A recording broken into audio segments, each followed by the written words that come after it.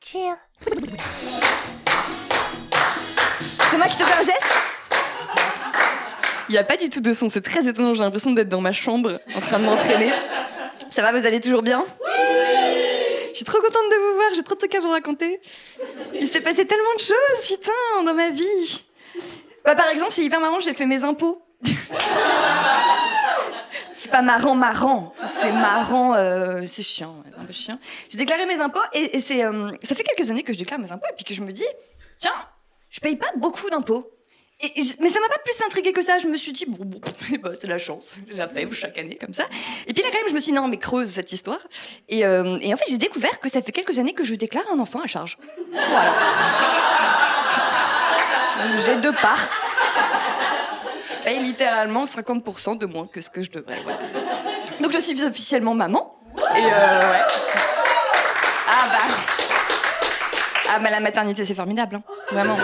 Ah moi ça m'a complètement, ça m'a pas trop changé finalement. Je pense que j'ai su rester la même.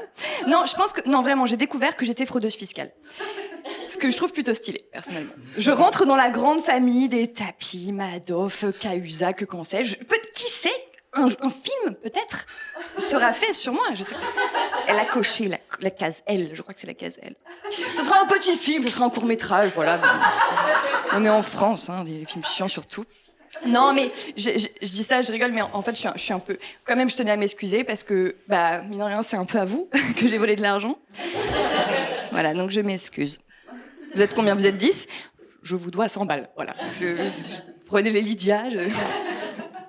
Non, vraiment, je m'excuse, les yeux dans les yeux, voilà, je m'excuse. Vous l'avez ou pas ? C'est Jérôme Cahuzac, putain! Je travaille d'arrache-pied pour vous faire des imitations d'une qualité. C'est du gâchis de talent, je suis désolée. Non, mais par contre, si jamais le fisc vient chez moi, et j'espère qu'il vient pas chez moi, parce que franchement, je suis pas un gros poisson non plus, hein. Enfin, on doit parler de 136 balles quand même, mais bon.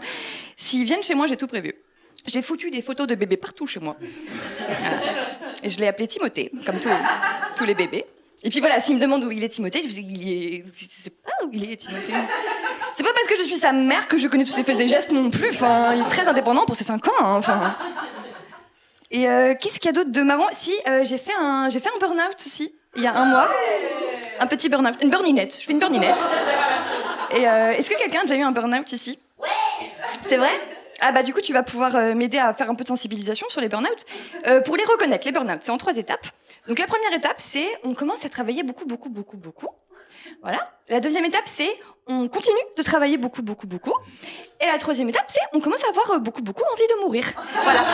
Donc attention à la transition entre la deuxième et la troisième. C'est un petit peu abrupt comme ça, mais bon, là vous connaissez les signes avant-coureurs. Restez attentifs. Non mais... C'était pas mal finalement parce que ça m'a donné l'occasion de revoir ma médecin traitant que j'avais pas vue depuis des années, enfin qui m'a suivi ado, tout ça, et c'était très émouvant parce qu'elle était là, qu'est-ce que tu deviens, t'as un copain, parti où ? Et je sais pas pourquoi dans ma tête j'étais dans un film américain, quoi. Je me suis dit, elle est partie à la capitale faire carrière et puis elle s'est brûlé les ailes, elle revient dans sa ville d'enfance. Et là c'est le moment où normalement je croise mon crush du lycée Joshua qui est devenu boulanger. Et qui me donne, voilà, le goût des choses simples et tout, puis bon, on se marie. Sauf que ma ville d'enfance à moi, c'est dans le Val-de-Marne, c'est Saint-Maur-des-Fossés, donc c'est merde, quoi. La gare RER de Saint-Maur-Créteil, ça n'a pas le même charme que le Connecticut, hein, je vous l'accorde, ça c'est un peu dommage. Mais bon, je me plains pas, hein, je sais que je suis pas la plus à plaindre. Non, je pense qu'on sera tous d'accord pour dire que les plus à plaindre, bah, c'est les mâles blancs de plus de 50 ans, quand même, en ce moment. Là, c'est une hécatombe, hein, ce qui s'est passé dernièrement. Qu'est-ce qu'il y a eu ? Pierre Ménès, Duhamel, Richard Berry, Depardieu. Qu'est-ce qui d'autre ? J'en ai oublié un. PDA, putain, exactement. Et en son temps, Patrick Bruel, évidemment, on l'a oublié, mais à une époque, il avait quand même montré son zizi à une masseuse. Qui a le droit ? Qui a le droit ? Qui a le droit ? Pas toi, Pétoche, manifestement, pas toi. Bah non, et moi, j'ai un petit peu de temps là, avec ma borninette, et je me suis dit, est-ce que ça serait pas l'occasion de lancer une application de paris, moi j'aimerais bien faire ça, où, un peu comme Parions Sport ou Betclic, voilà, où on parierait sur le prochain mec qui tombe. Je vais l'appeler Parions Port. Vous avez des idées ou pas ? Le prochain qui tombe. On en brainstorm, il n'y a pas de mauvaises idées, vraiment, on n'est pas... Ardisson. Oh putain, il est pas tombé, Ardisson ? Mais c'est un miracle. Miracle. Un petit peu comme avec DSK, c'était pas ouf. T'as un autre? Baffy, oh putain, ouais, mais il y a tellement... il faut absolument il y a tellement de bonnes idées. Moi, j'en ai quelques-uns en tête, j'en ai deux. Le premier, c'est Denis Brognard. Ah, exactement. Ah. Pourquoi? Parce que Denis, aussi sympathique soit-il, ça fait quand même 20 ans qu'il est sur son île à Koh Lanta avec des meufs en bikini qui crèvent la dalle. M'étonnerait pas qu'à un moment, pour une bouchée de riz, là, il ait réussi à... Ça dépend où on est, Denis. Vraiment, ça me ferait de la peine, mais ça dépend où on est. Et le deuxième, c'est un peu... J'ai moins de preuves. C'est Jack Lang. Je sais pas, Jack Lang, à chaque fois qu'il y a un mec qui tombe, on l'invite. Tu sais, il doit se justifier. Ça pue du cul, cette histoire, quand même, un peu. Et Jack Lang, à l'époque, il a quand même signé une tribune pour légaliser la pédophilie.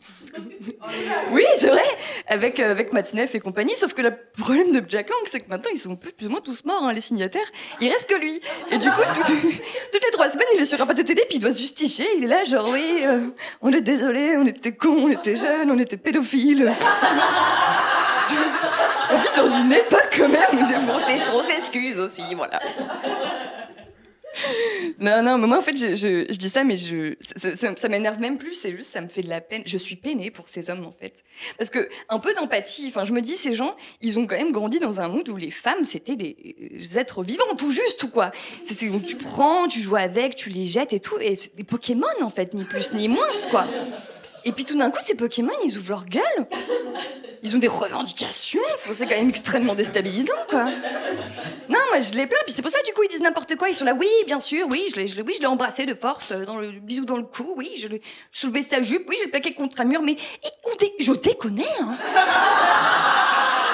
On déconnait, on peut plus déconner. Bah super, bah continuons à bien penser, ils disent n'importe quoi, les pauvres. Ah, moi ça me crève le cœur d'avoir ça, vraiment, je vous assure.